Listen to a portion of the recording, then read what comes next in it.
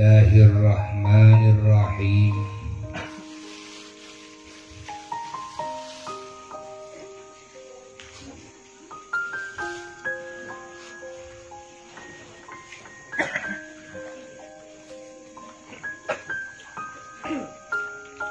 Alhamdulillahi rabbil alamin.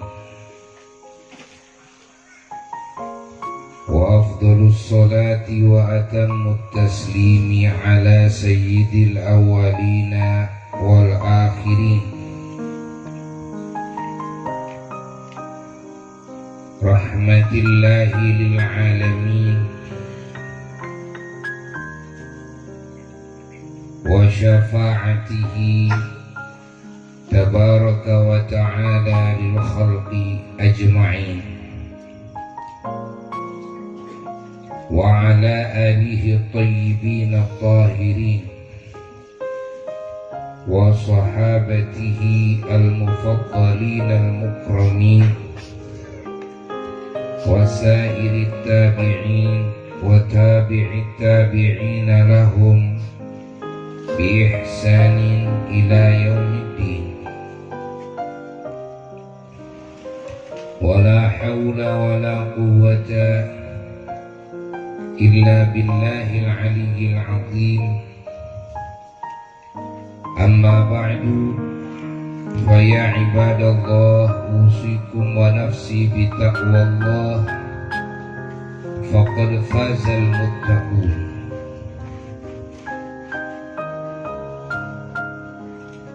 Para jamaah sadayana anu kalintang dicintaina, anu kalintang dipikasonona, anu kalintang didoakeunana, oge nu kalintang diharapkeun pisan doana. Wabil khusus keluarga besar Pak Adang,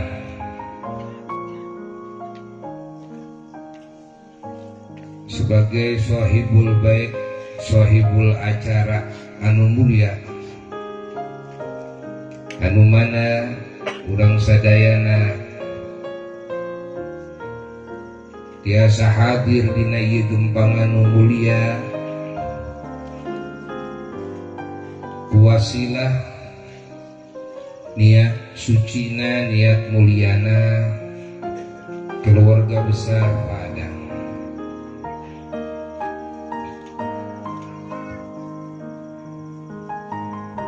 Sehingga urang sadayana tiasa ngiring jabung tumalapun, urang sadayana tiasa ngagabungkeun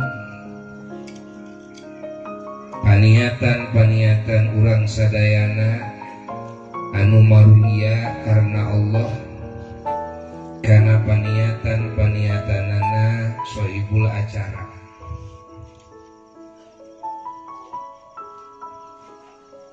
Anu muga-muga segala amal soleh anu dilakonan ku urang masing-masing, khususna ku sahibul acara, kalawan niat ngalaksanakeun perintah Allah, perintah junjunan alam Rasulullah sallallahu alaihi wasallam, perintahna para ulama-ulama Allah,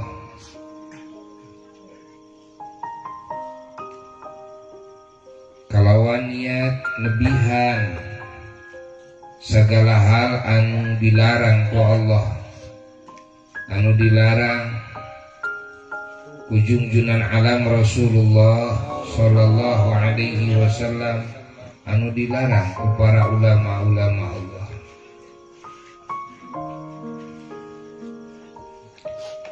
Anu sadayana ikhlas karena Allah sejamilari ridwana Allah,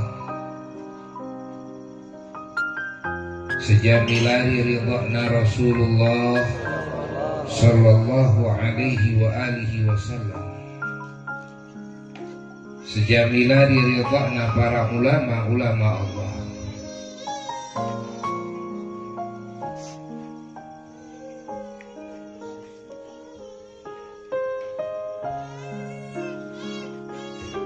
Malah ieu perintah Allah teh ai di kalangan jalma-jalma nu iman ka Allah mah, jalma-jalma nu tumut ka Allah mah,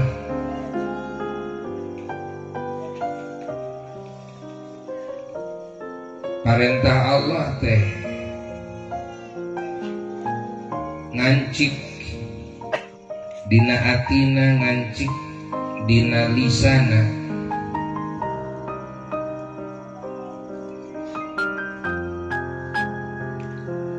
jalma-jalma anu iman, jalma-jalma nu Islam,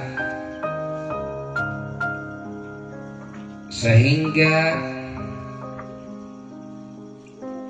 parentahanana boh kanu jadi bojona, boh kanu jadi putra putuna,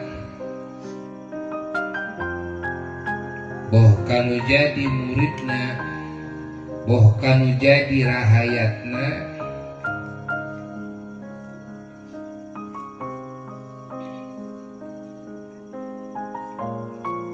eta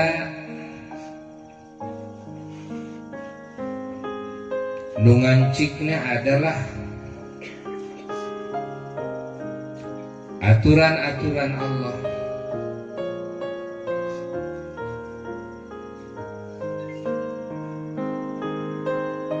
Parentahna parentah Allah,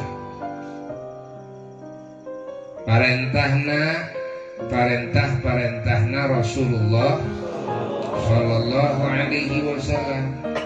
Laranganana adalah larangan Allah, laranganana adalah larangan Rasulullah sallallahu alaihi wasallam.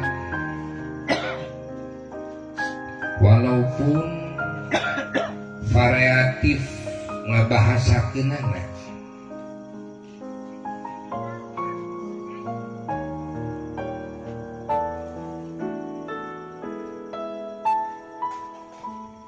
aya bahasana bahasa Quran, eta bahasa anu pokok. Aya bahasana bahasa hadis, eta bahasa Rasul, eta mangrupikeun pokok kadua. Tos benten bahasa Rasul sareng bahasa Quran, sabab bahasa Quran mah dawuh Allah.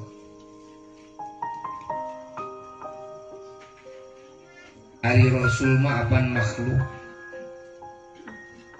namami wasami hadis sareng Quran.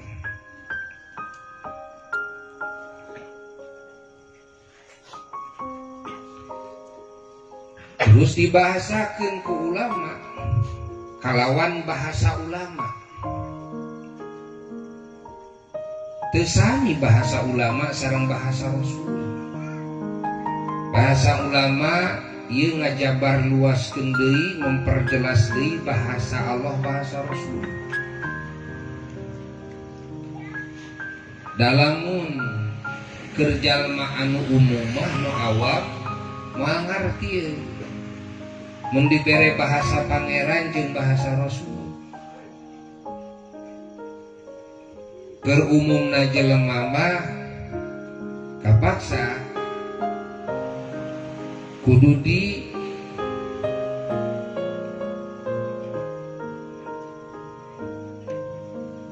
salin ku bahasa anu leuwih deukeut kana habitatna, habitat umum. Bahasana ganti ku bahasa ulama. Bahasa ulama oke ya, sebenarnya mah teu sarua.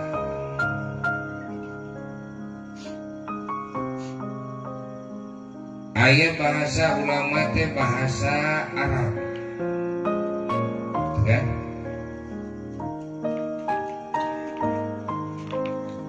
Aya bahasa ulama teh bahasa Ajam. Namun bahasa ulama na bahasa Arab kiku ke masyarakat nu umum ngageblek we ke nu umum bahasa Arab mah kan ciga bahasa Quran ciga bahasa hadis gitu kene ke nu awam mah. Padahal sebenarnya mah ke nu ngarti mah geus jauh beda. Aya bahasa Quran, aya bahasa hadis, aya bahasa ulama geus jauh beda. Tapi dah ke masyarakat nu awam mah bahasa ulama oke, gitu kan? Mun bae bahasa ulama teh bahasa Arab, da bahasana bahasa hukum atuh. Komo lamun bahasana bahasa isyarat, leuwih jero deui wae. Nya bahasana bahasa Arab, nya bahasana bahasa isyarat. Kapaksa kudu ditarjamahkeun deui ku bahasa daerahna masing-masing. Saha nu kudu ngabahasakeunana, nu kudu narjamahkeunana ulama deui.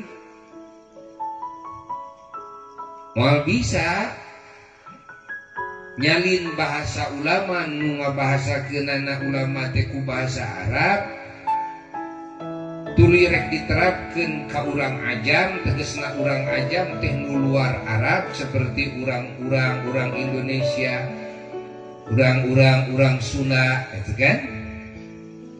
Kapaksa kudu disalin deui ku bahasa ulama urang Indonesia, ku bahasa ulama urang Sunda.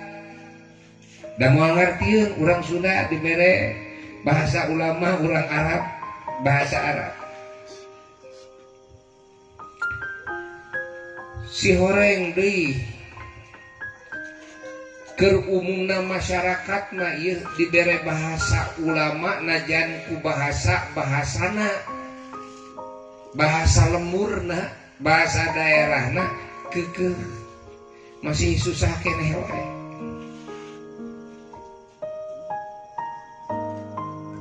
Anu geunah keur bahasa masyarakat mah adalah bahasa ilmu.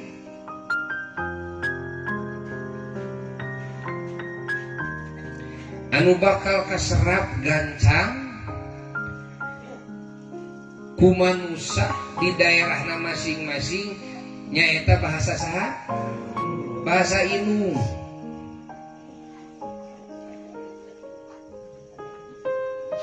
Paham ya? Bahasa ilmu.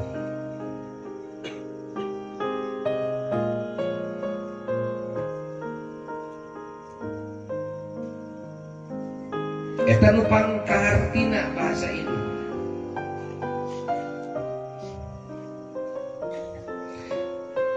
Nu matak wajib taat ka ilmu. Wajib taat ka bapak.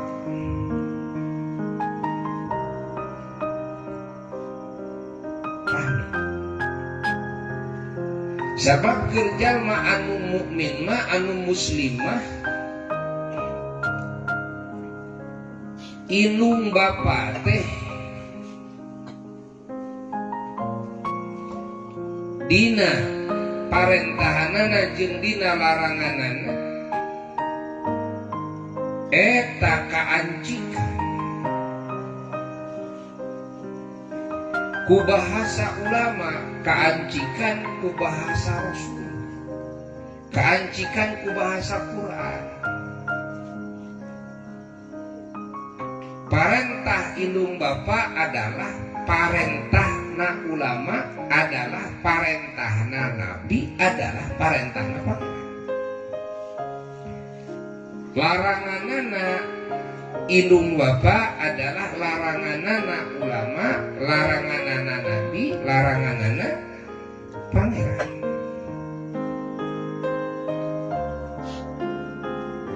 Pon kitu deui anu jadi salaki kaancikan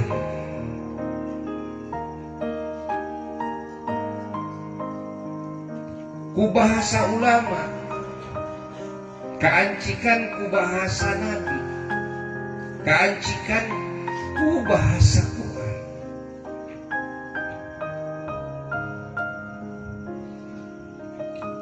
Ari muslim mah kitu, mukmin mah kitu. Mata wajib taat kalau jadi salaki. Ya. Pon kitu deui nu jadi pamarentah. Ai nu jadi pamarentahna jelema anu iman mah, jelema nu taat ka Allah ka Rasul. Eta bakal kaancikan bahasana teh ku bahasa ulama, ku bahasa nabi, ku bahasa Quran, bahasa pangeran. Mata wajib taat ka saha? Ka pamarentah. Paham?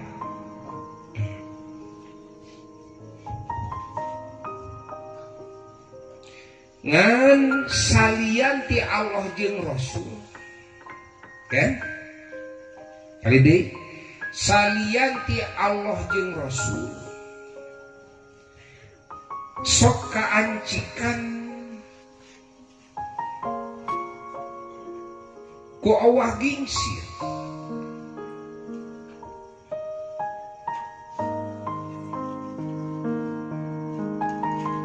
Beda jeung pangeran, ai pangeran mah henteu mutagoyir. Cek bahasa santri mah naon mutagoyir teh? Mutagoyir teh sok aya owah naon? Owah gingsir mutagoyir teh. Mun dibasakeun ku santri mutagoyir. Ari Rasul kumaha apa Rasul mah? Black chest belenyen we. Kan? Dawuhan Allah Rasul parentahna parentah Allah, laranganana larangan Allah. Teu dikurangan, teu dileuwihan. Rasul mah utusan Allah, parantos disegel ti ditunda. Jadi moal aya robah, moal aya owah gingsir dina hukum anu diterapkeun ku anjeunana, anu dijalankeun ku anjeunana, itu kan? Anu diparentahkeun, anu dilarangkeun ku anjeunana. Paham? Moal perubahan. Da Rasul mah maksum teh nyaeta anu diraksa ku Allah Ta'ala tina ngalakonan kasalahan. Adapun saja biti Rasul kan ieu kakeunaan kunaon ku awah gingsir, kakeunaan ku perubahan. Ngan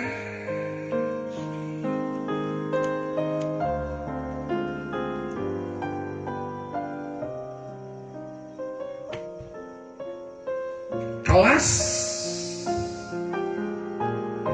perubahanana atau kelas kemungkinanana perubahanana owah gingsirna teu sarua. Kumaha teu sarua? Sabab kelas para ulama-ulama Allah kan dicetak ku nabi, ulama teh cetakan nabi kan. ulama teh cetakan nabi, dicetak ku nabi ulah nepi ka waging sir, dicetak ku nabi ulah nepi ka sawah.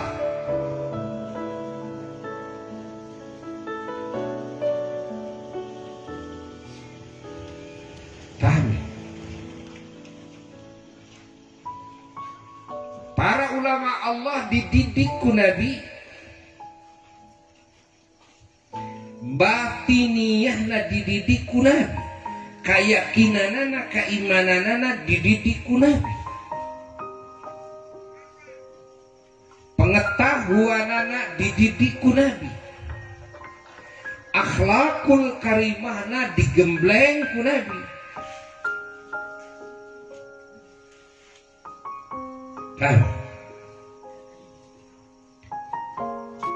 Amal solehna prilakuna kan digembleng ku nabi, ucapan-ucapanana digembleng ku nabi. Saha para ulama anu pangpayuna pangawalna nyaeta para sahabat.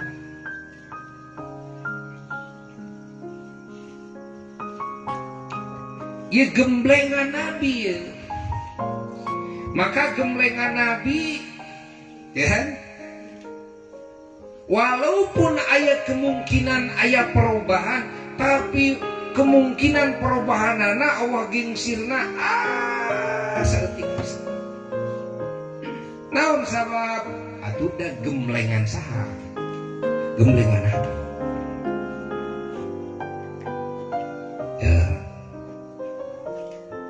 Numatak darajat para sahabat moal aya anu bisa nyeruaan. Najan mun urang kan ditakdirkan ku Allah jadi ulama besar, ulama Allah, ati urang pinu ku ilmu Quran, ilmu sunnah, ati urang pinu ku niat-niat nu mulia karena Allah, ku akhlak anu mulia nu terpuji, jasad urang pinu ku warna-warni amal soleh, letah urang basuh ku warna-warni kalimat thayyibah.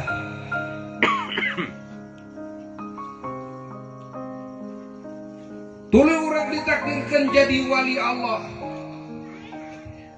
makrifat ka Allah Ta'ala, kekeh najan kawalian urang nepi kana wali kutub, moal nepi kana darajat sahabat. Najan sahabat anu pangbocrek-bocrek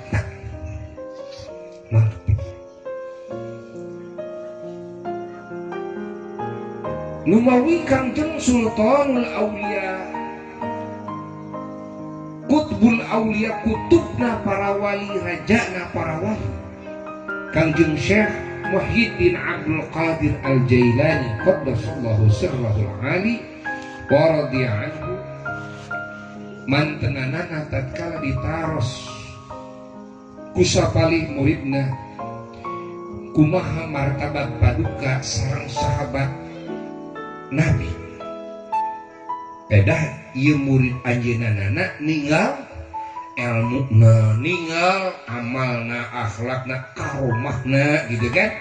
Asa can menak di sahabat Nabi nu kagungan karomah sapertos Syekh Abdul Qadir Al-Jailani radhiyallahu ta'ala anhu. Gitu kan? Anu hari-harina Masya Allah selalu ngalahirkeun mang pirang-pirang karomah anu menakjubkan, ilmu zahir, ilmu batin. Nah, akhirnya ieu sapalih muridna tuh maros ka Kangjeng Sultan. Kangjeng Sultan Aulia benu ditaros kitu teh. Dawuhan Kangjeng Sultan tak ada, maneh kudu sopan. Saur Kangjeng Sultan, maneh kudu sopan. ya bisi hayangnya darajatna Abdul Qadir mun dibandingkeun jeung sahabat junjunan sallallahu alaihi wa alihi wasallam. Ibarat kieu sahabat Nabi anu pangbocret-bocretna darajatna nu panghandap-handapna lajeng anjeunana tunggang kuda. Sekali deui, lajeng anjeunana tunggang eta kuda aya lehoan.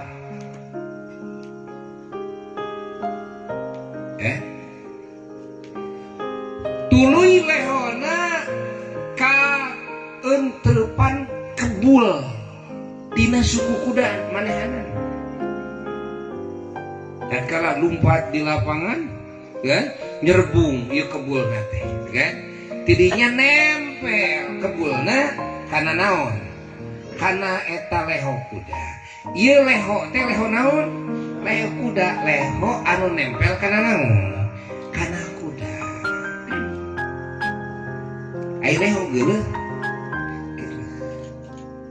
Ieu kuda ditunggangan ku sahabat anu panghandap-handapna darajatna bisi hayang nyaho darajat kami nyaeta kebul nu nempel dina leho kuda eta.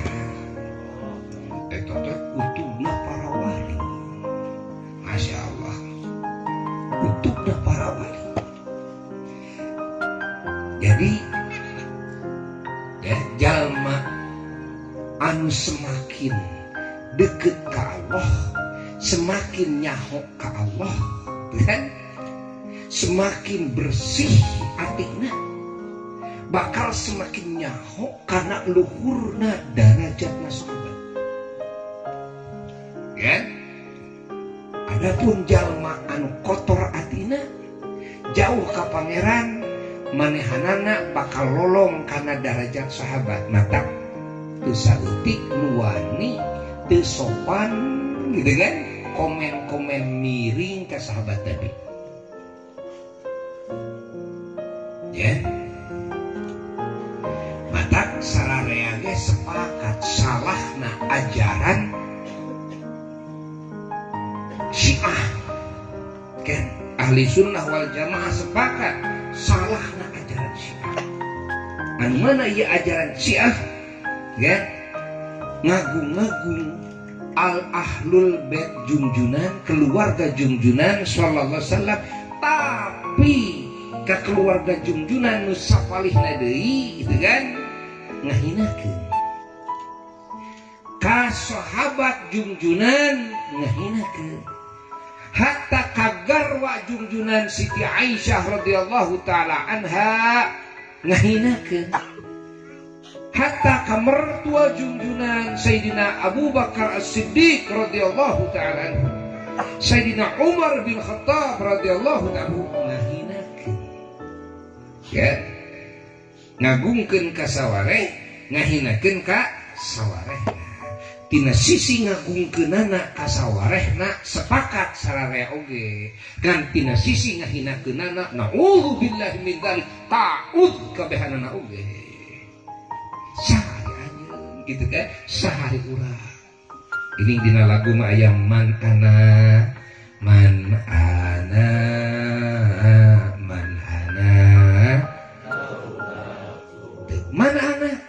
saha atuh abdi teh saha kitu dibasana. Abdi teh saha atuh man ana saha atuh abdi teh laulakum upami teu aya paduka mah. Upami teu aya para ulama, teu aya paduka para wali, teu aya paduka para sahabat, komo beh dituna teu aya paduka junjunan alam Rasulullah sallallahu alaihi wasallam. Abdi teh saha atuh? Abdi mah ukur Cipopodot, Cimani, anu geuleuh, nu paeh, nu bau, anu eueuh hargaan. Abdi mah ingat siga ayeuna jadi anu para katangtang para keteng-teng pada cai mani kumaha ujungna caritana ujungna jadi bangke abdi mah geuleuh, bau, gitu kan? Hina, teu hargaan deui, paeh deui.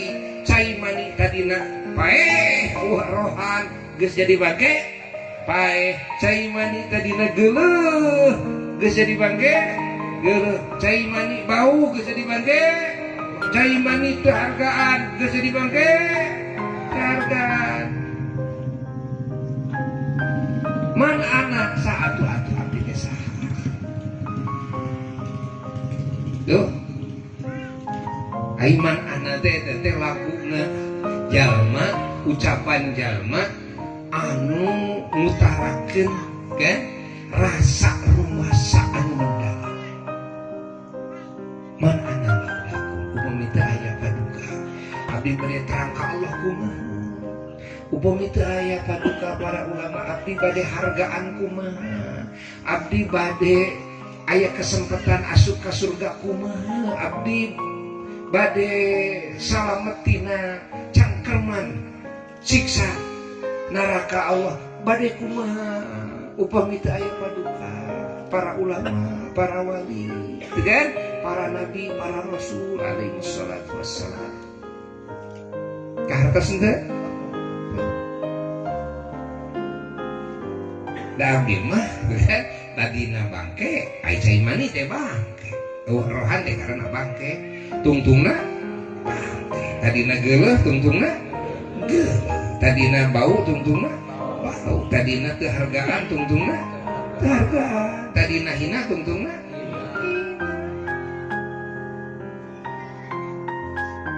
naon sombongkeuneun urang. Dongeng di tengah-tengah saeutik antara bangke jeung bangke urang mah kitu. Saeutik urang teh dongeng ngalalakon teh. Supaya balik deui gitu. Balik deui karena hukum nu awal tadi eta awalna naon bangke balik deui. Mata jelema di mana geus paeh ciksaan nu rek ngahargaan.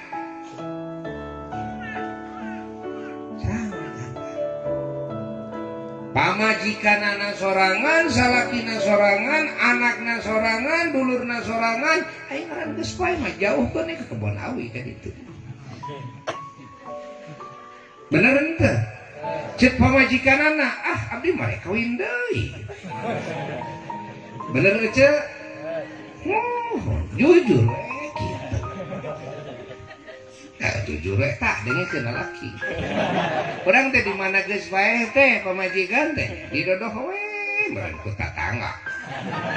Ku babaturan kitu. Kitu we.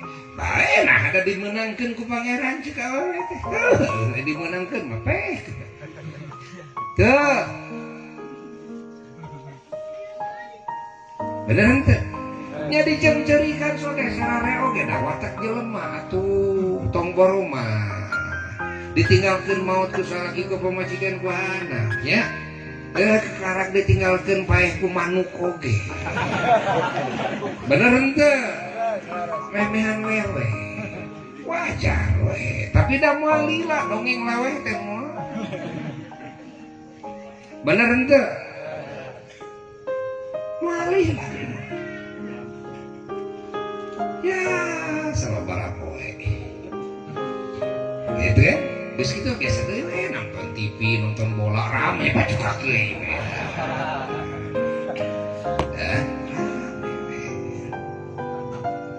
dah awak teh terengrot awak teh nya terengrot awak teh sudah jadi tinggal tulang bungkul karena kala lebat kumu parantos pupus tanya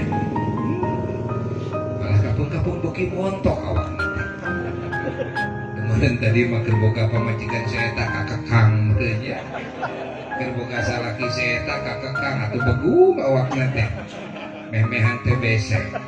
Oh sepae salaki teh ngajol duduk dege montok iya geningan hai Masya Allah.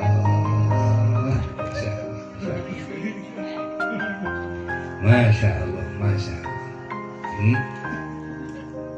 tuh malah di mana geus pae urang teh lah bruk bre we darajat teh jeung juri kumaha cirina dalamun ngaliwat ka astana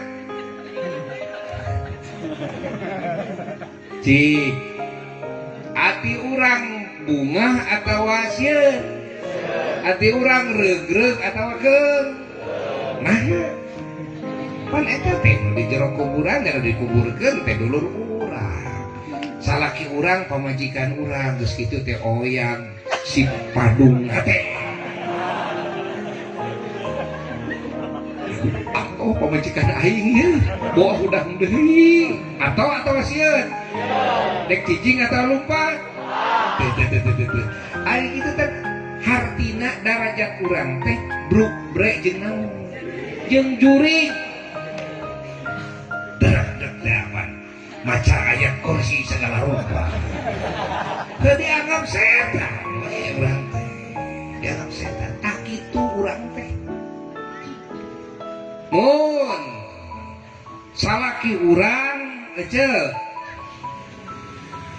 heuk wasiat ka urang nyai ke di mana akang mau omatnya akang teh kuburkeun di kamar nyai nek digunggung mah sumpi najis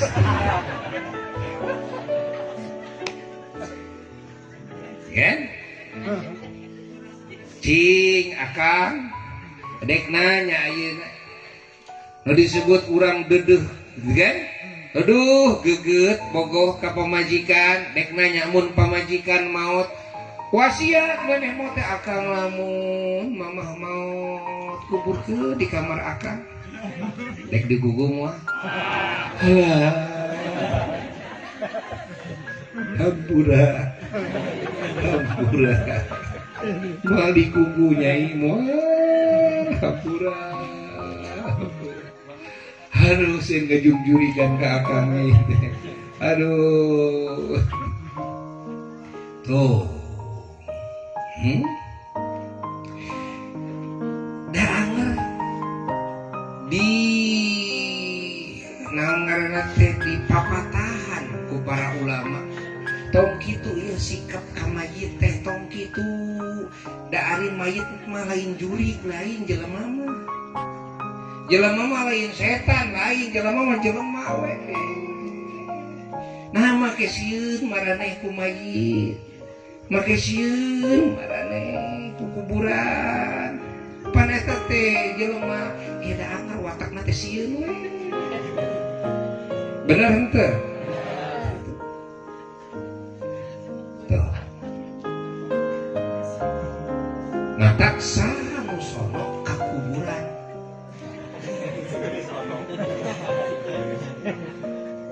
najan dikuburkeun teh teh presiden, menteri, gubernur, pangkatna ge jenderal, bintang 4. Geus pae mah bruk lewe. Ejeng naon? Ejeng nyuri anggar urang teh. Wah, ekonom besar pangbeungharna sa Asia. Pangbeungharna sa alam dunia anggar.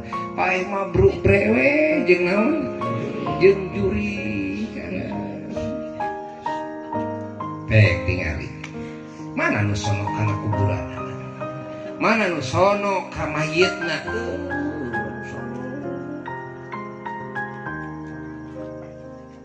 Ciri naon eta teh?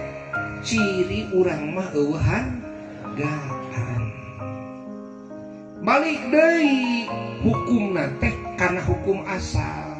Tadina cai mani bangke jadi bangke deui, bau jadi bau deui, geureuh jadi geureuh deui. Paeh jadi paeh deui, teu hargaan jadi teu hargaan deui. Tuh.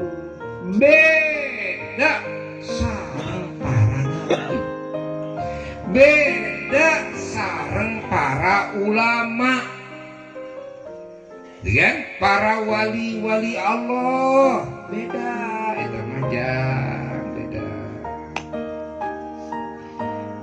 Nah, beda kumaha da urang teh sono atuh ka para ulama mah najan geus maot oge nah jadi betah di kuburan teh.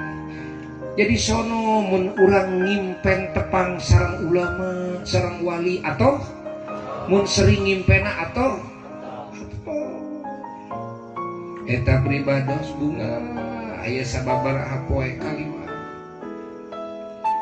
yo kakarak deui mergeus heubeul tara ngimpi penak sareng pun bapak dina hiji ngimpi teh penak sareng Abu Yahya almarhum di Darussul penak sareng ajeunna di hiji kamar ibadah salat digedengan kasur ajeunna ajeunna lajeng linggih ngareret ka pribados teh salam pribados sasalaman sareng ajeunna lajeng naros ka Abu Ya teh Abu Ya damang suranyana teh damang lajeng harita keneh dina impenan eta tepang sareng apa ngaos kitab sareng apa ora jati menipu dan lamun nepi ka gokna kieu keluar ti alam kuburna gok kieu jeung ulama jeung wali atoh walah atoh pisan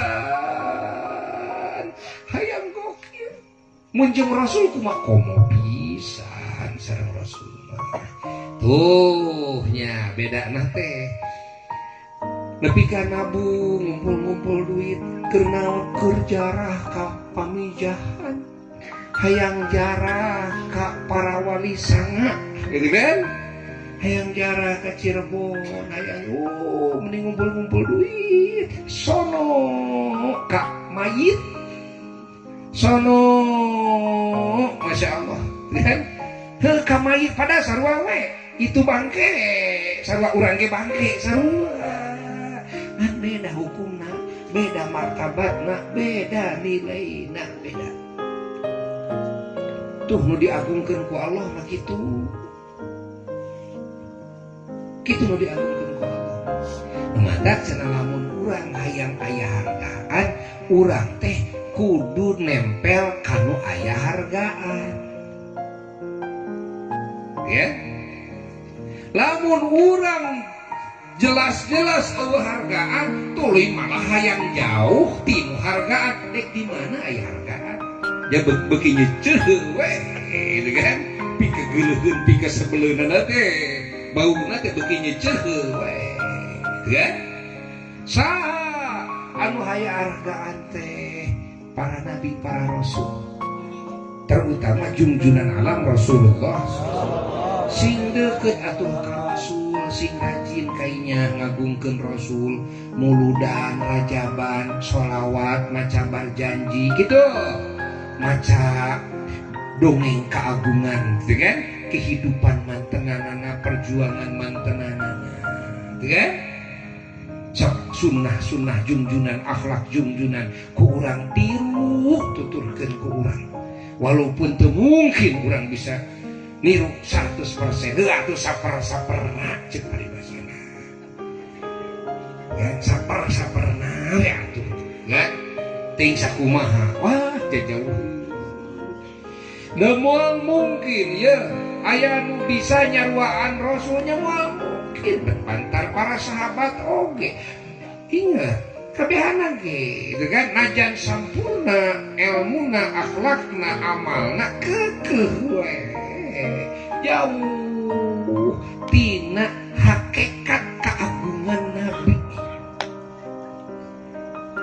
jauh tina hakikat keagungan akhlak nabi amal nabi sallallahu alaihi wasallam najan tos jadi wali kutub ya mengatakan urang diparentah ku Allah teh nyaeta nuturkeun kan ittiba naon ittiba teh nuturkeun milu nuturkeun milu lain diparentah kudu nyaruaan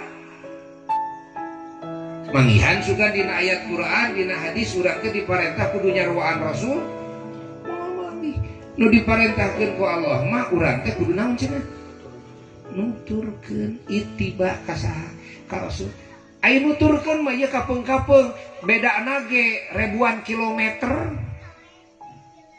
Dek ka mana maneh? Bade ka Makkah teh, kan? Ya. Jeung saha abdi teh nuturkeun, kan? Pun bapa pun biang, ngan pun bapa pun biang mah kloter awal. Bedana sabaraha? Eta bedana ge aya sabulan. Kan? Geus kitu tuluy urang ka Mekah nuturkeun urang ka indung bapa urang. Nuturkeun. Bedana sabulan. Tuh aya nuturkeun. Keun bae asal nuturkeun we najan jauh berbeda oge. Da moal mungkin bisa nyaruaan. Kan? Mungkin. Oh, urang hayang nyaruaan Rasul, gitu kan? Mustahil itu. Mustahil. Allah. Salah deui anu hargaan teh, para ulama menghargaan teh. Maka urang sadayana sing deukeut ka para ulama. Kudu nemplekeun maneh kajenting jadi senal capitna ulama. Duh, bagja menjadi senal capit ulama. Presiden dina musim hujan sumping ka urang. Ya? Atuh geger kabeh gubernur turun, kapolda turun. Ya? Oh, bupati sibuk. Sadayana sibuk. Persiapan itu, persiapan ieu salemeno. Ai lungsur teh tina mobil presiden teh ngaos senang capit. Ya? Dilingihkeunana di imah urang dilingihkeunana. Jadi agung imah urang. Wah, jadi carita, jadi sejarah Presiden RI kantos ngalingihan bumi Padang. Ya kan? Bener dah? Jadi sejarah meureun. Anak incu kabeh wah geger asup TV, asup koran, asup majalah. Ya? Adi bek teh barang presiden pada lebat ka bumi ngangosna capit teh dituna eta sena capit teh di luar. Ci kira-kirana saur Padang, gitu kan? Bade wantun miwarang presiden ngalaan senalna malah kan kumaha ku urang ya kumaha siga urang ka anjeunna ya ceuk urang teh aduh bapak anggo make saja ke dalam aku imah hayang katitihku senal capit presiden senal capit. Dan presiden teh jami mulia deh, kan? Kumaki kotor yang musim hujan simpen di luar senang capit teh keukeuh anjeunna teh. Begitu disimpen ngajajar jeung sapatu urang aya di luar. Sapatu Pak RT, sapatu Pak RW aya aralus. Hargana ge aya kana jutaanana eta sapatu Pak RW jeung Pak RT teh. Di dinya nyelat aya sendal capit presiden. Hargana ge 10.000 senal capit teh. Ngan senal capit Bapak Presiden. Kira-kira nu jadi pusat perhatian sararea itu kan para banser, polisi gitu kan, tentara, sapatu, Pak RT, Pak RW nu ngederet ya atawa senal capit presiden. Tuh. Ya, senang capit lagi hargaannya. Naon sababna? Sabab ayat hubungan disebutnya cek bahasa Arab mah ilaqah. Ya, ayat ilaqah. Ilaqah teh ayat hubungan batiniyah, kan? Ayat hubungan. Ieu kagungan presiden, ieu kagungan anu, ieu kagungan lain. Ayat hubungan, kan? Ayat ilaqah.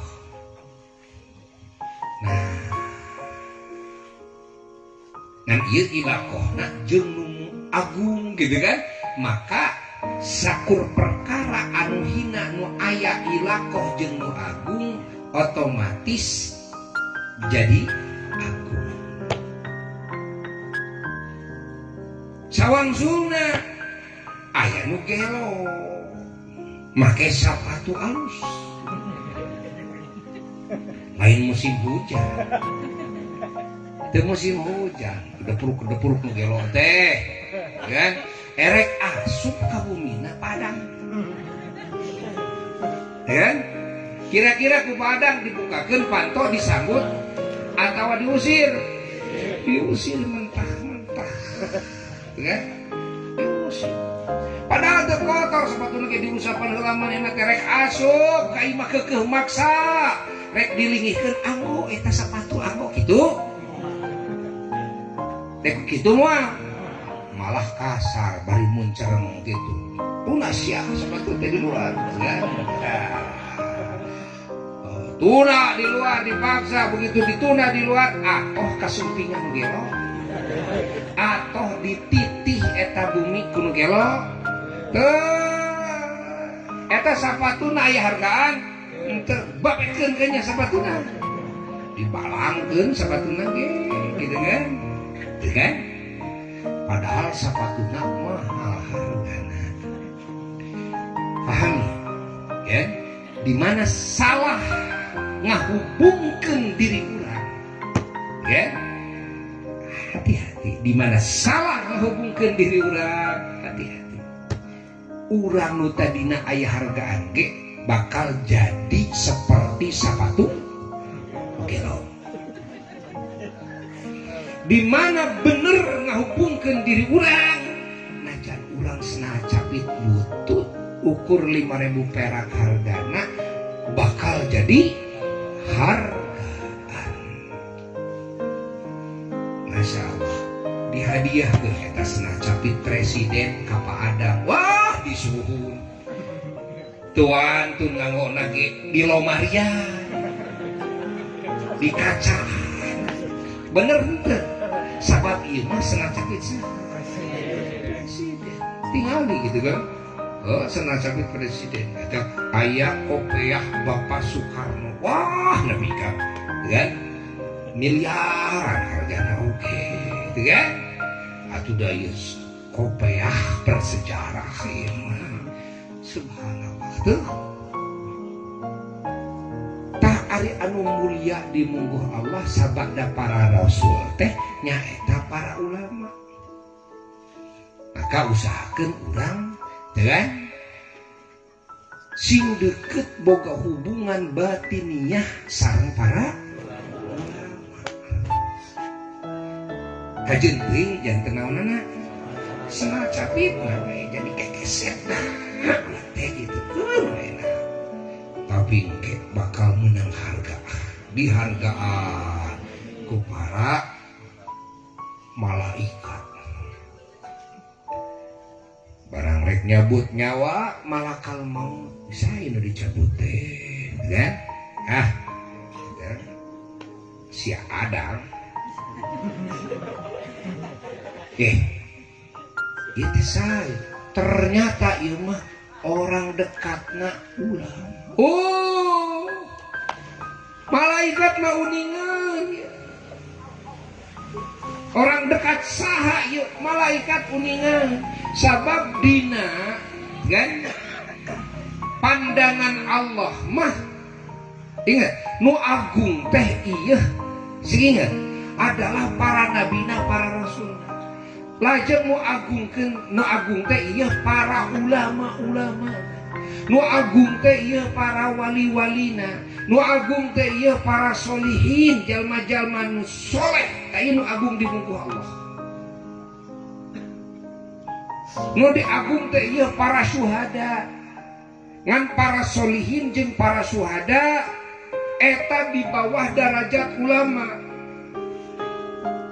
ari para ulama jeung para wali apan para ulama Allah mah mun bener eta ulama teh ulama Allah eta teh wali Allah noya dawuhan Imam Syafi'i radhiyallahu ta'ala sareng Imam Abu Hanifah radhiyallahu ta'ala marantenanana ngadawuhkeun kan lamun bae ulama-ulama Allah teh lain wali di alam dunia ieu mah aya wali Ya, maka Allah teh moal gaduheun walina tuh cenah. Lamun ulama lain wali hartina ulama Allah teh eta teh wali Allah. Tapi ulama naon? Ulama saha? Ulama Allah lain ulama duit. Ulama Allah ya lain ulama ria. Sehingga ulama Allah ya lain ulama ngomong. Ukur bisa ceramah, ukur bisa ngarang buku, ngarang kitab lain. Ulama Allah mah beda deui, ulama Allah mah. Eta ulama anu kasifatan ku rasa sieun ku Allah. Kasifatan ku rasa ajrih, ta'zim, cinta ka Allah. Kan? Rasa anu tunduk ka Allah Ta'ala. Ulama Allah mah kitu. Ulama Allah mah ulama anu ngamalkeun sadaya ilmu Allah aya dina dadana. Ya ulama Allah anu akhlakna kasifatan ku sifatna Allah, ku akhlak Allah maksudnya, ku akhlakna Rasulullah sallallahu alaihi wasallam. Pandaun Nabi kan itu takhallaku bi akhlakillah, aranjeun kudu bisa berakhlak kalawan akhlakna Allah. Ya. Para ulama Allah mah pangpayuna berakhlak kalawan akhlakna Allah, akhlakna para nabi-nabi Allah, para rasul-rasul Allah. Paham? Ya. Mun urang anu hina nyantelkeun diri ka para ulama Allah, malaikat ge uningan. Kapan ulama Allah mah cenah, kan? Oh, sohor di langit. Nah, jadi dunia teh sohor. Dibicarakan keagungan di langit. Atuh da amalna, cahayana, nepi nembus ka aras atuh da malaikat oh dina. Ieu cahaya sah cahayana. Oh, itu teh kiai anu, ustad anu, gitu kan? Cahayana tuh ulama anu. Kauning aku malaikat. Mata malaikat pasti ngagungkeun. Ya ka ulama Allah sohor di pajajahan langit ulama Allah tangke mun aya jelema anu deukeut ka ulama Allah, cinta ka ulama Allah, ngagungkeun ka ulama Allah, gitu kan? Nyantelkeun atina ka ulama Allah sing emot. Malaikat keuningan ini orang dekat ulama anu sangat dihormat diagungkeun ku malaikat. Dek nyabut nyawana ge lain, da ieu mah orang dekat, hati-hati orang dekat nah teh kan orang dekat nah tuh kiai anu orang dekat nah apalkeun malaikat bus ka alam kubur sumping malaikat munkar nakir beda gitu kan. Jeung sumpingna malaikat munkar nakir ka jelema anu bener-bener hubungan jeung Allah jeung Rasul jeung ulama. Najan keur waktu di dunya mah pangkatna luhur, teu pangkat dunya atuh.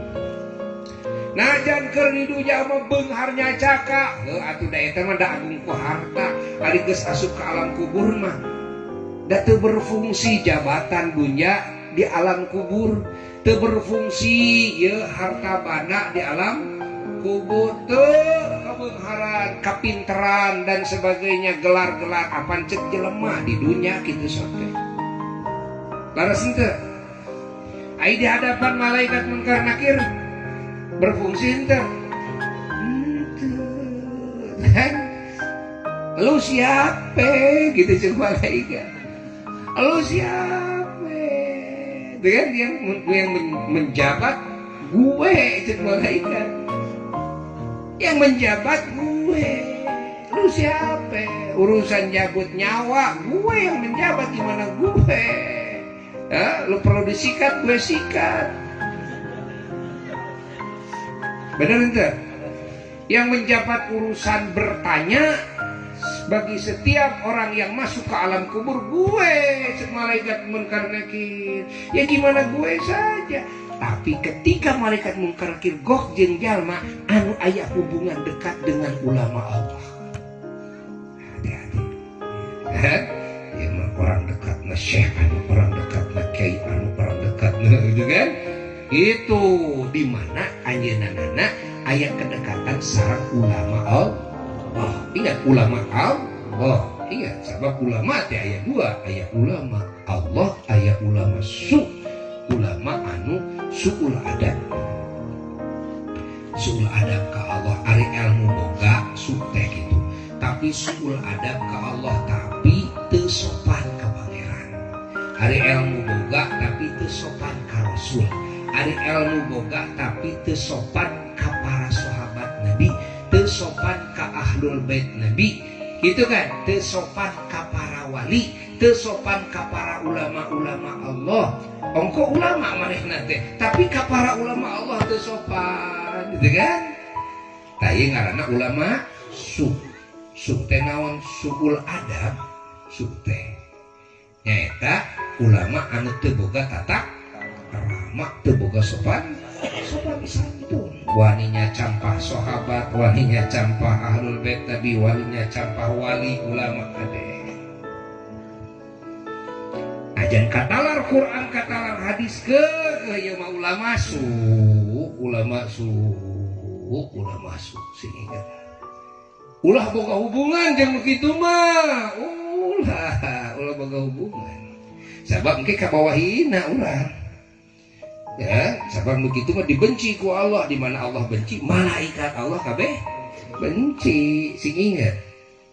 Ari ka ulama Allah mah Allah cinta, dengan di mana Allah cinta, Rasul cinta, ingat sakabeh malaikat Allah pasti cinta. Allah ngagungkeun, Rasul ngagungkeun, sakur malaikat Allah pasti ngagungkeun. Di mana ya ulama Allah diagungkeun mun urang nemplekeun maneh jadi senal capitna eta ulama Allah, urang ge bakal diagungkeun, dihargaan. Kan? Ya mah gitu kan. Jamaahna, muridna, oh kiai anu ieu mah hati-hati. Narosna ge beda. Narosna oge beda. Kan? Sabab ulama Allah mah tukang ngagungkeun Allah, ngagungkeun Rasul, ngagungkeun para wali, para ulama, najan dirina ulama, najan pangkat kaulamaanana kawalianana leuwih luhur, keukeuh we ka ulama deui, ka wali deui, najan pangkatna leuwih handap ngagungkeun we. Tong boro mah ka ulama cacak ka mukminin, ka muslimin bakal ngagungkeun ulama Allah. Diagungkeun sabab di dinya aya imanan, nyangsang aya imanan wajib diagungkeun. Kajen teuing lain kiai, kajen teuing lain santri, aya imanan. Tuh ulama Allah mah kitu. Pahami ku urang. Eces? Jelas teu?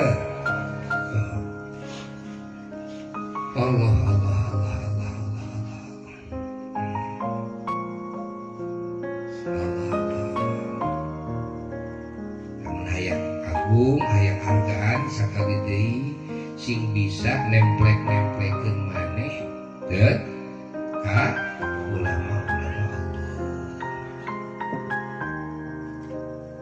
Ari ulama-ulama Allah mah yeu katetesan ku cahaya Nabi, katetesan ku nurna Allah, katetesan ku asrorna Nabi, katetesan ku asrorna sifat-sifat Allah. Maka parentahna ulama, parentahna Nabi, parentah Allah. Larangan ulama, larangan Nabi, larangan Allah. Maka wajib taat kepada ulama. Walaupun ia ulama ada kemungkinan Allah gingsir, tapi sangat kecil sekali. Sangat kecil sekali. Ya. Paham tuh?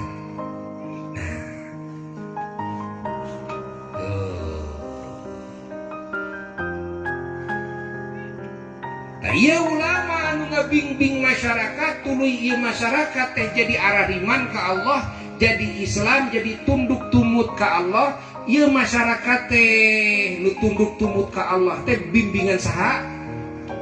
Didikan saha? Tarbiyahna saha? Gemlengan saha? Ulama. Tuluy we aya anu jadi pamarentah gitu kan, muridna ulama teh gitu kan. Tutu we urang teh kudu taat ka pamarentah. Tuluy we aya di dinya ya nu jadi salaki. Nah, maka istrina wajib taat ka salakina. Tuluy we tegan aya nu jadi indung bapak baroga anak, maka anakna kudu taat ka indung bapana. Tuh gitu paham tuh. Ngan lamun ternyata parentahan jeung laranganana ieu indung bapak, parentahan jeung laranganana ieu salaki, parentahan jeung laranganana ieu pamarentah, sulaya jeung ridona pangeran, patukang tongong jeung aturanana Allah jeung Rasul, maka ulah ditaati. Najan eta teh salaki, najan eta teh indung bapak, najan eta teh pamarentah. Kartos henteu? Kartos soteh wajib taat lamun kaancikan eta, kaancikan ya. Sehingga kaancikan eta parentahna parentah pangeran, laranganana larangan pangeran. Teuh kan taati.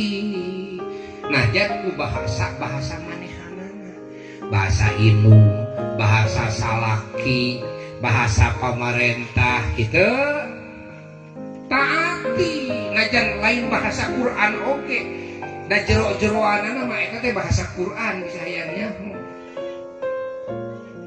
Bahasa indung, bahasa bapak, bahasa salaki teh, bahasa pamarentah teh bahasa Quran. Ngan dibahasakeunana ku bahasana gitu. Paham teu? Paham? Nah lamun ieu indung bapak, lamun ieu salaki, lamun ieu pamarentah teh ternyata bahasana teh patukang tongong jeung bahasa pangeran, bahasa Rasul ya. Poh dina parentahanana, poh dina laranganana eta mah tong ditaati. Walaupun urang kudu tetep hade ka indung bapak, kudu tetep hade kan jadi salaki, kudu tetep hade ka pamarentah. Mun aya bahasana anu patukang tongong teu tong dilakonan we. Ceuk salaki urang teh dan ka urang nyi kan lah tong salat lah kan, tong salat capek-capek. Ceuk salaki kan tong digu hade mah hade we ka salaki ngantong salat we. Tong puasa itulah ayeuna masa poe mah dina bulan Ramadan teh tong digu kan, paham teu? Tapi urang kudu tetep hade gitu. Kartos henteu? Kartos umpamana ya bapak kepala desa, tuluy kepala desa teh ngadamel aturan, cek kepala desa teh kayaknya marabok minum arak asal kurang tina 5% we alkohol. Gugun tong tong digugu walaupun tetap kudu hade. Ya. Beces henteu? Jelas henteu? Tah gitu.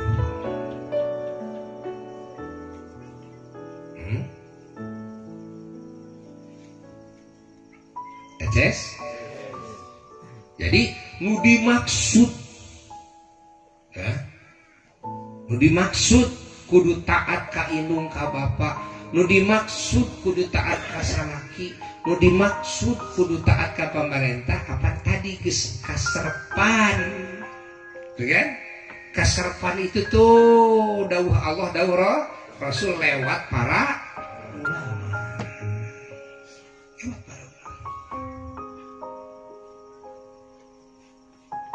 Nah, tak ari ka jalma-jalma anu teu iman ka Allah, teu taat ka Allah, dina sababaraha ayat Quran omet ku urang ulah dijieun pamimpin omet kan, malah omat ku urang tong dijieun salaki.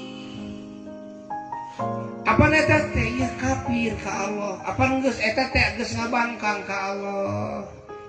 Dan di mana ka Allah geus mung iman, geus mung taat, cik kira-kira engke mun marentah ka aranjeun he awewe mun salaki anjeun eta teh geus teu taat ka Allah, mung iman, mung tunduk kana aturan Allah, kira-kira parentahanana mun marentah ka anjeun rek akur jeung parentahan Allah. Kira-kira laranganana ka anjeun rek akur jeung larangan Allah.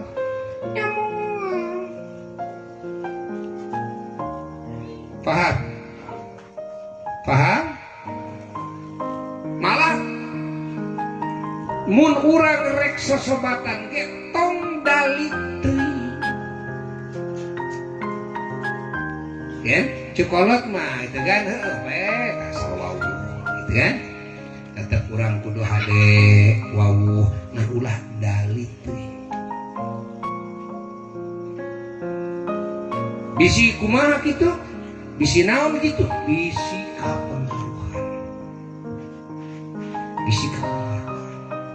Tong dari teh. Dilarang ku Allah dina sababaraha ayat Quran. Tuh. Oh, jadi urang paham makna atiullah wa atiur rasul wa ulil amri teh paham. Aranjeun kudu taat ka Allah wa atiur rasula jeung kudu taat aranjeun kabeh ka utusan Allah ya. Jadi sarua atiullah wa atiur rasula, dua nana make atiung Allah jeung rasul mah teu kan. Atiullah wa atiur rasula tuh sing ingat tah tina tartiban bahasana ge urang teh sing surti teu kan. Atiullah wa atiur rasulah, aranjeun kudu taat Allah ka Allah wa atiu dikuatan deui jeung wa atiu henteu war rasulah tapi wa atiu jeung kudu taat aranjeun kabeh ar-rasulah ka utusan Allah. Hartina Allah jeung rasul mah teu kan eta teu kan pahami eta keneh Allah jeung rasul mah eta keneh. Mata kelamun aya istilah bahasa Quran jeung sunnah jeung hadis teu kan ulah siga jadi dua, ulah dianggap dua walaupun siga dua. Ya, anjeun kudu taat ka Allah ka Rasul jadi siga dua ieu teh. Ya. Siga dua perintah Allah perintah Rasul, larangan Allah larangan Rasul. Jadi siga dua, siga Allah Rasul lain siga dua, siga lain. Allah jeung Rasul mah eta keneh. Ingat dina kedudukan parentahanana jeung dina kedudukan larangan eta keneh. Beda jeung wa ulil amri, mata wa ulil amri mah teu nganggo bahasa wa atiu deui. Atiullah wa atiur rasulah nganggo atiu dua nana. Palebah wa ulil amri henteu wa atiu ulil amri minkum henteu wa ulil amri minkum dibentenkeun ku Allah taala. Kan? Sabab ulil amri mah ieu mah furu cabang ieu mah lain pokok. Ulil amri mah cabang.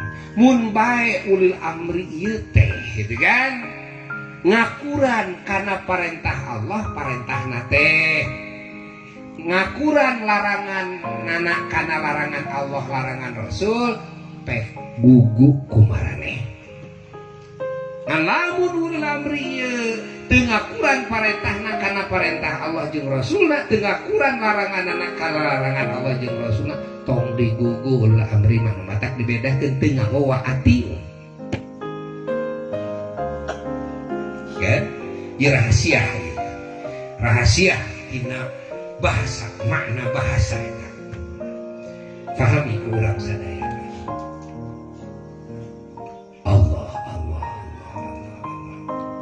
sahari wa ulil amri minkum teh uli teh nu ngagaduhan pirang-pirang anu ngagaduhan uli gitu kan nu ngagaduhan ai amri naon amri teh urusan amri teh parentah kan sehingga jadi anu ngagaduhan kedudukan kan bisa marentah bisa ngalarang karena ulil amri taya amri teh amri saha nah amri hawahum ieu teh urusan saha urusan hawa nafsuna eta ulil amri lain amri di dia adalah amrillah wa amrir rasul urusan Allah urusan rasul ulil amri ieu teh kan parentahna parentah Allah parentah rasul larangan anak larangan Allah larangan rasul mata wajib taat ka ulil amri gitu kan paham sababna amruna amru saha amrullah wa amrur rasul kudu taat walaupun dibahasakeun ku bahasa ulil amri bahasa kan tuh kan bahasa ulil amri mah tuh beda bahasa ulil amri mah timimiti DPR tuluy ka presiden ka bupati ka camat ka kepala desa gitu kan ka Pak RW Pak RT kan kudu bebersih pai jumaah bersihan solokan unggal penting kudu kamling bergiliran gitu kan setiap RW teh giliran kamling nah ieu parentahan ieu teh sing ingat amrullah amrul rasul ieu teh parentahan Allah jeung Rasul ngajaga keamanan sasama keamanan muslimin gitu kan jiwa ragana harta bandana gitu kan ingat ieu diparentahkeun ku Allah diparentahkeun ku Allah ingat diparentahkeun ku Allah ngajaga keamanan ngawangun keamanan kebersihan diperintah ku Allah diperintah ku Allah ngan dibahasakeun ku bahasa ulil amri mah jadi sis kamri tapi bahasa pangeran sebenarnya ya jadi naon deui jadi jumsih Jumat bersih teh bahasa saya teh mah bahasa ulil amri eta mah kan jelas itu saya ulil amri teh aya dua ulil amri teh kan aya anu secara khusus pokok anu ngagaduhan amru kan yakni ngagaduhan jabatan kan bisa memerintah bisa ngalarang anu ieu amruna adalah amrullah wa amrul rasul nyaita para ulama ulil amri teh kan nu kadua saha ulil amri teh nu kadua adalah pamarentah kan pahami ku urang saha cenah pamarentah ulil amri teh ya ingat anu ngaluluskeun amrullah wa amrul rasul wa amrul ulama Perintah Allah, perintah Rasul, perintahna para ulama. Kudu kitu ulah kieu teh kitu.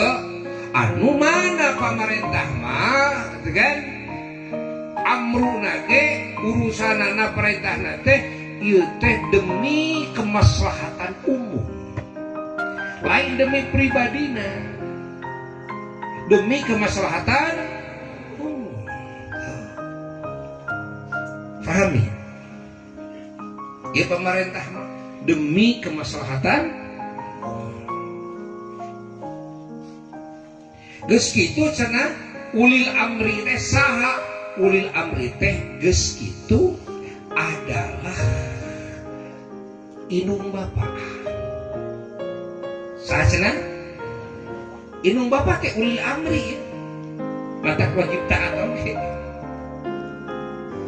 Saha deui cenah kahandapna ulil amri teh? Nyaeta salaki. Salaki teh ulil amri kudu taat ieu ka salaki da ulil amri. Paham teu? Ya. Adak jole aya bahasa kolot. Urang wajib turut tumut gitu kan? Ka guru, ratu, wong atuh bakaro. Guru, ratu, wong atuh bakaro. Cari guru eta para ulama. Tuh, anu secara khusus ngabidani amrullah teh ulil amri teh amrillah war rasul. Ari ratu saha eta pamarentah, kan? Sehingga sabada ulama terus pamarentah, ieu pamarentah ngaluluskeun, kan? Amrullah, amrul rasul, amrul ulama demi kemaslahatan umum. Ya kudu leuwih diheulakeun tibatan wong atua karo indung bapa kakarak wong atua karo sabab ari wong atua karo mah indung bapa mah urusanana hanya urusan anak. Ari pamarentah mah urusanana urusan sakabeh rakyat. Kartos di mana bentrok urusan kemaslahatan umum jeung kemaslahatan pribadi atau kemaslahatan keluarga, maka yang harus didahulukan kemaslahatan umum. Eces henteu. Tuluy we geus kitu teh saha cenah salah kitu. Ya ulil am.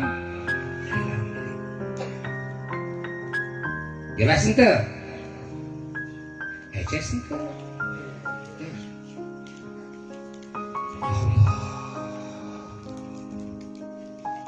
Alhamdulillah. Ini ngaji tafsir ya teh. Ngaji tafsir. Sayangnya maknana wa ulil amri minkum teh. Baiklah itu wajib taat. Ka indung bapa wajib taat. Kalau jadi salaki wajib taat gitu. Alah. Dina fikih mah aya deui nu wajib ditaatan teh saha? Nyaeta dunungan. Kan? Dununganana abid, dununganana amat. Kan? Abid amat budak teh istilahna teh. Jalma anu disebut budak teh jalma anu dijual beulikeun, gitu kan? Tina hasil rampasan perang sabilillah. Di mana dimiliki ku seseorang maka wajib taat kalau jadi dunungan, termasuk dunungan ke ulil amri. Paham teu? Alhamdulillah.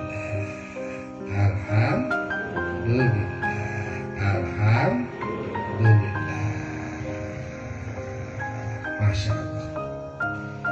Ya keur nyaritakeun tadi teh urang teh kudu nemplek-nemplekeun maneh ka Tuhan. Alhamdulillah. Bagja mun urang jadi senal capitna para ulama.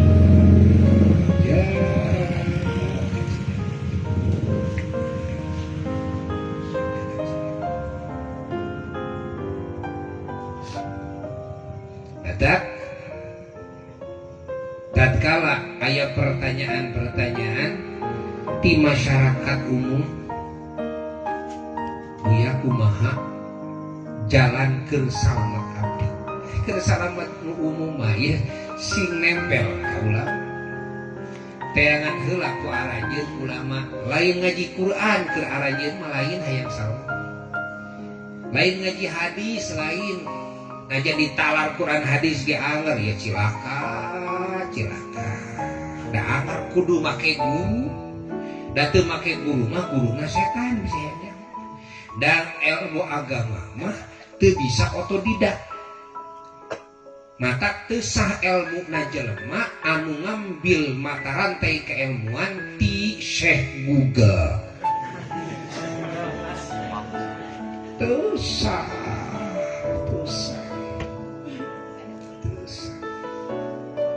ti Ustad Yahoo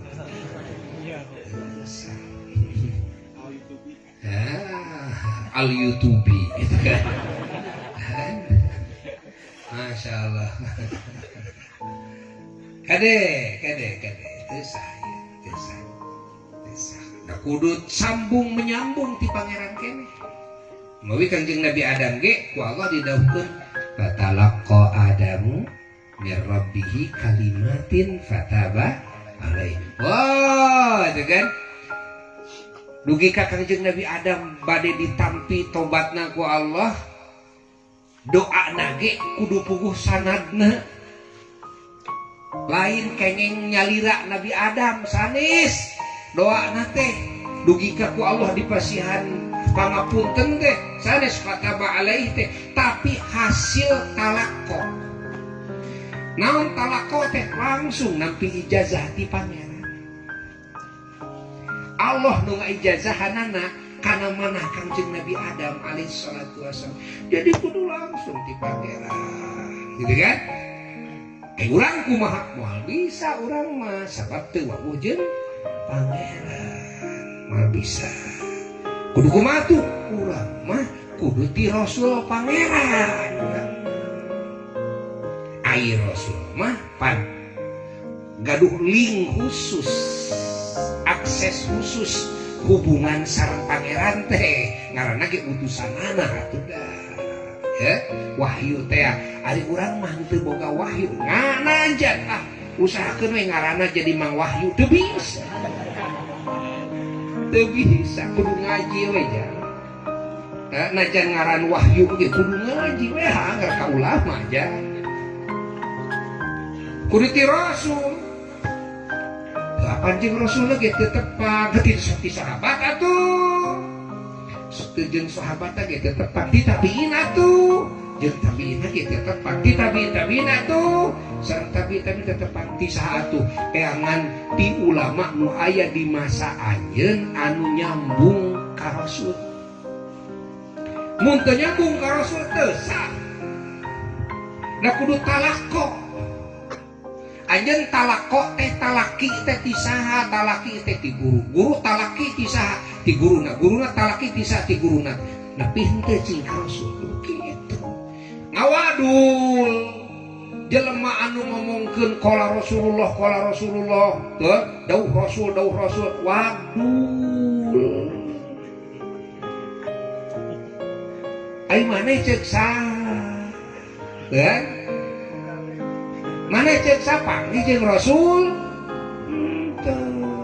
Dan nu bener mah lain kitu, nu bener mah sega ahli hadis mah lamun dek nyarioskeun hadis teh apan bahasana teh kieu ambaani geus masihan hadis ka kaula syaihi guru kaula anu kola anjeunna ngadawuhkeun akhbaroni kola ambaani kola atau kola akhbaroni kola haddatsani kola haddatsani terus nepi ka rawi rupang awalna sahabat Nabi akarap gitu kan haddatsani Rasulullah sallallahu kola Rasulullah sallallahu alaihi wasallam bener cek sahabat mah teu nyebat kola Rasulullah teh da nguping ti saha ti Rasul langsung ai urang mah kumaha ngawadul urang mah Qala Rasulullah teh mata adab-adabanana para ulama nu araradabnya, para ulama nu araradab subhanallah walaupun katalar Quran katalar hadis inget adab-adaban para ulama dadauhna teh keukeue qala syaikhuna parantos ngadawuh guru kami dauhan guru saur sepuh bener tadi ya bener keneh saur guru tibatan saur rasul ai saur rasul mah keur urang jadi kumaha cenah jadi waduh ai saur guru mah bener hartos henteu jelas henteu meunang urang ngabahasakeun qala Rasulullah pidawuh ngaparantos ngadawuh Rasulullah sallallahu alaihi wasallam qala Allah taala parantos ngadawuh Allah taala menang ngan eta bahasa ke bahasa majaz lain bahasa hakiki sabab lamun bahasa eta dimaksudkeun bahasa hakiki jadi kumaha cenah waduh Allah taala parantos ngadawuh Allah taala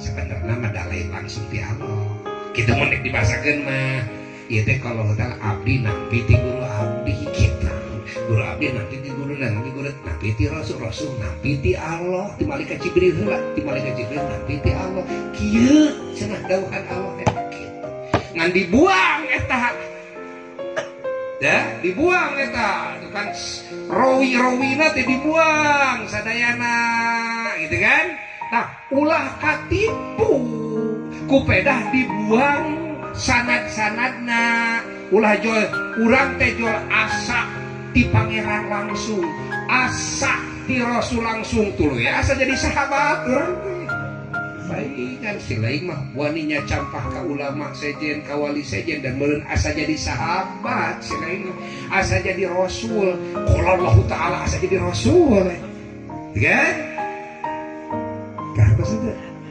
ya malaikat Jibril oge di mana bade masihan wahyu ka junjungan teh ya malaikat Jibril di mana bade nyumpingkeun dawuh ti Allah teh qala Allah taala dawuhan Allah taala tuantun ampun paralun dibahasakeun ku ayeuna nana tuh paralun eces jadi kengeh ngabahasakeun qala Rasulullah tapi sing ingat eta teh naon mah majaz ngan ulah katipu ku majaz tong katipu ku majaz kan dan majaz mah lain hakikat lain hakikat kan majaz ulah dimaksud hakikat ada ojek inung urang gitu kan bapak urang cing eta piceun teh eta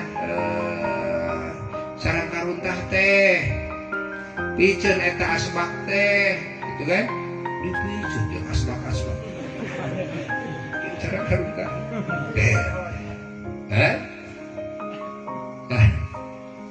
ya ari susukan ngocor ya susukan tiba lagi gitu ngocor macaina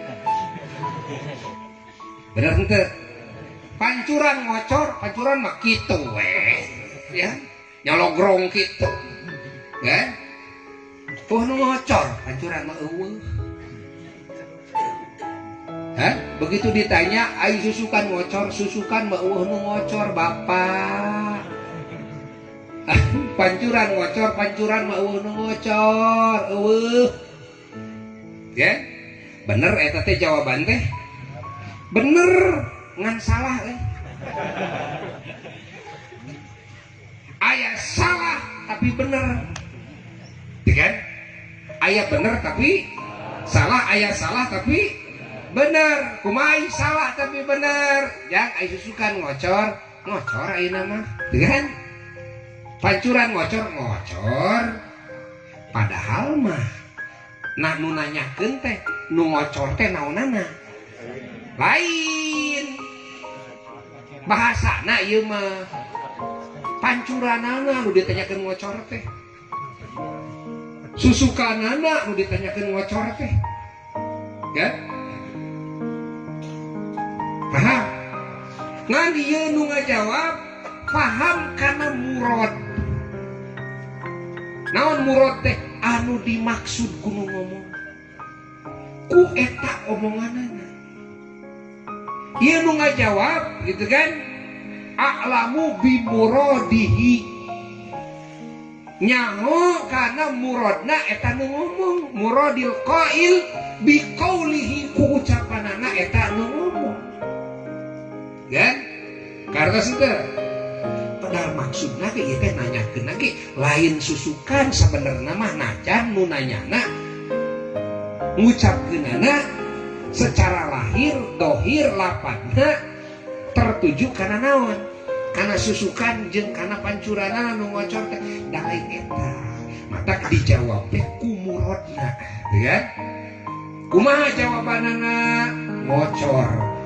Sebenarnya mah ieu teh teu sinkron jawaban jeung pertanyaan. Lamun nilik kana naon?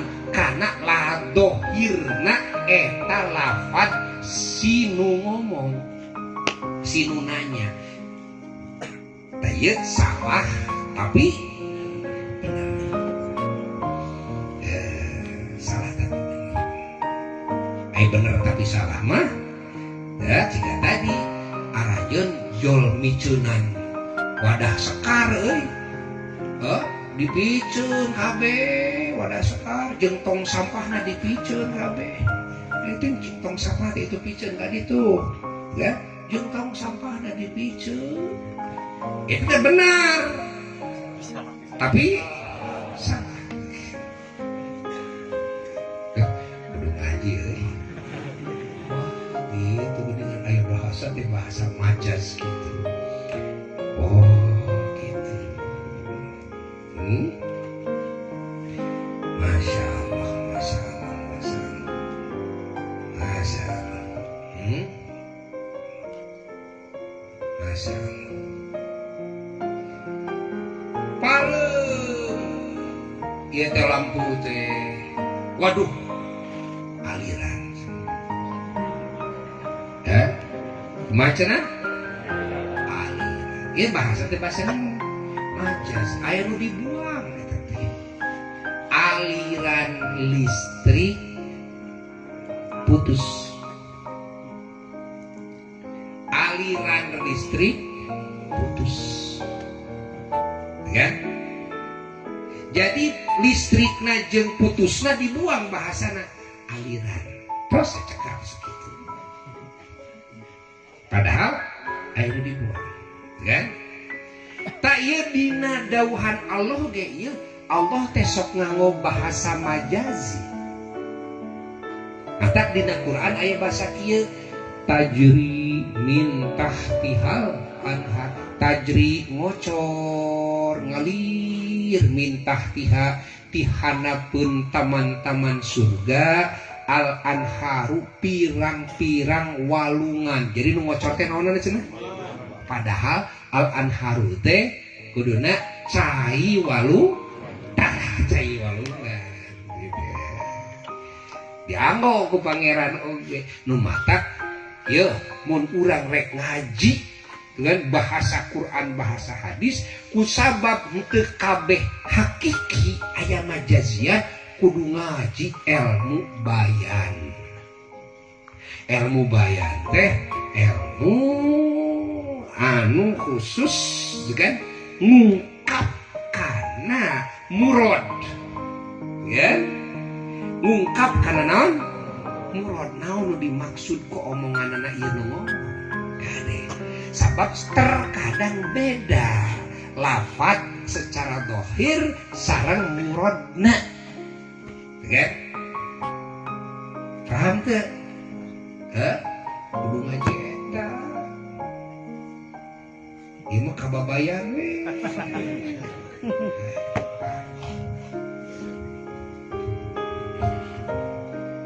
Masya Allah. Masya Allah. Allah, Allah, Allah, Allah, Allah, Allah, Allah.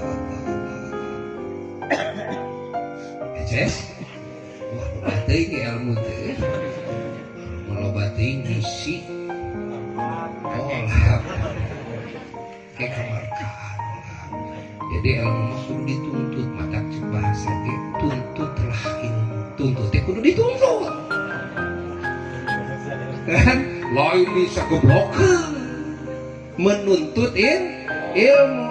Hartina menuntut ilmu teh ngaji ilmu dituntut gitu kan, saeutik gitu ngapalkeun anak dituntut saeutik memahaminak dituntut saeutik gitu kudu diagehkeun. Otak teh ieu aya batas kemampuan siga awak ge sarua. Tak lamun di porsir eta tanaga pan loba nu paeh waktu badminton ge. Bener henteu dipaksakeun atuh geus teu kuat teu dibawa 2 set wah malah pan loba anu maot dina luhureun ranjang di luhureun pamajikanna atuh dipaksakeun maneh kumaha. Da aya batas kemampuan jantung aya batas kemampuan, fisik aya batas kemampuan, otak ge aya batas kemampuan kan. Kartos henteu geuning eta dongeng geuningan dongeng para wali wah nepi ka ngupingkeun bahasan ayat Quran ijazah ti guruna hadis dugi ka 100 sekaligus diwasakeun tapi karekan kabehanana geuning eta bisa umpamana hei maneh teu sadar hah tingali we HP aya HP jadul ya bener teu aya HP RAM-na ukur 1 giga aya RAM-na anu 8 giga anu 12 giga kan gitu kan kita sarua atuh atuh HP 1 giga dieusian gitu kan wah foto aya kana 1000-na ngeplay main dibawa WhatsApp ke karak WhatsApp 10 oge geus nah ieu teh hese diusikeun naon sababna ngahulang euy kieu molotot kitu-kitu teh ieu molotot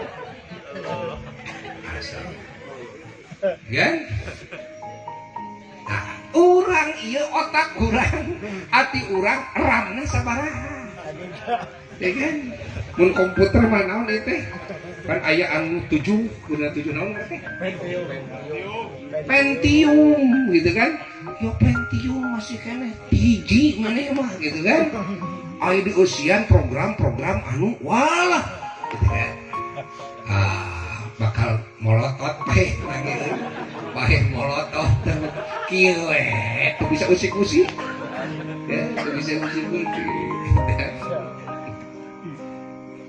gimana dongengku ya lain batur gitu kan HP sok ganti-ganti neangan nupang loba naramna neangan nupang gede-gedena gitu kan rumna kan penyimpananana dan sebagainya nah sabab ieu teh kapun anak enggal keneh di heng wae ngar HP nu anyar meuli heng deui adi bebeh ka dieu ya HP ieu cenah ceuk pun anak teh cobian cenah Pak Xiaomi kan Xiaomi cobian dibayar enggal keneh Xiaomi 10 meuli aya 10 asup tadi diusik-usik itu usik wae jeung pun pojok ieu mah paeh molotot ieu mah paeh molotot kan anta urang mah tong boro mah ilmu asror ilahiyah euy kan cacak ilmu dohir ge paeh molotot loba teuing mah euy paeh molotot gitu komo dibawa ilmu gaib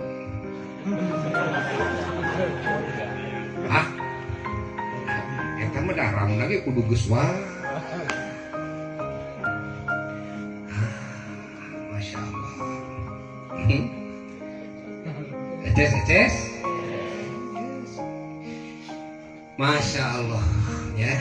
Dia di nararaga tasakur bini mana Bapak Adang sareng pala putra putuna ya terus kamafum aduh putu cenah dua disepitan ya eta Jang Aska Nugraha putrana Jang Irfan Jang Irfan teh putrana Bapak Adang oke Muhammad Kamil Maulana putrana Jang Dasri eta mantuna Bapak Adang. Masya Allah ya moga-moga Yesus tasakur binikmah teh sing jadi wasilah ditambah nikmat